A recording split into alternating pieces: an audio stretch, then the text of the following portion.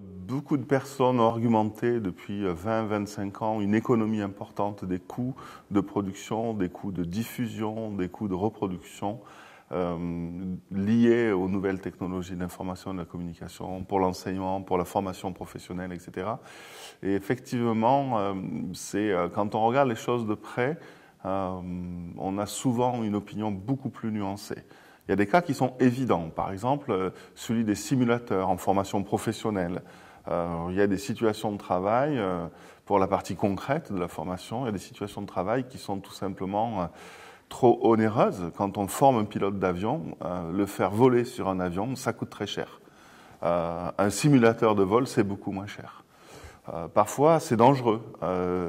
Par exemple, en chimie, il y a des endroits où, dans le nucléaire, accéder à certaines situations professionnelles, c'est trop dangereux. Et le simulateur baisse la dangerosité.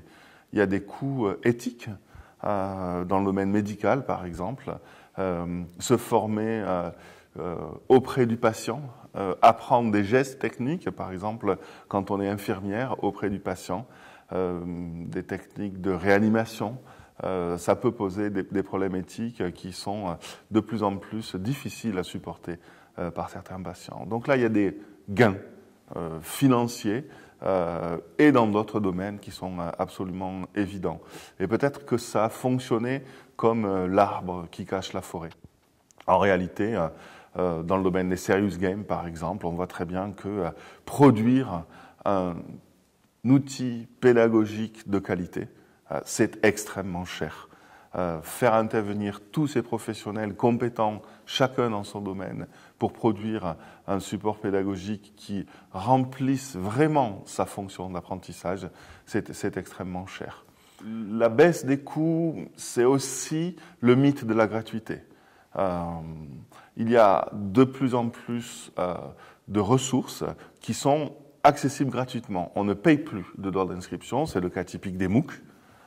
C'est le cas typique de Wikipédia, où on accède à ces supports sans avoir à payer quelque chose. Mais c'est évidemment de la fausse gratuité. Ça peut être, par exemple, une stratégie marketing d'une grosse université qui, en rendant gratuit l'accès à certains de ses cours, tout simplement, diminue les possibilités de survie d'une université plus petite, et c'est exactement ce qui est en train de se passer aux États-Unis dans la concurrence féroce que se livrent les universités. Mais le mythe de la gratuité, c'est aussi l'idée que c'est gratuit parce qu'on ne paye pas celui qui fabrique les contenus.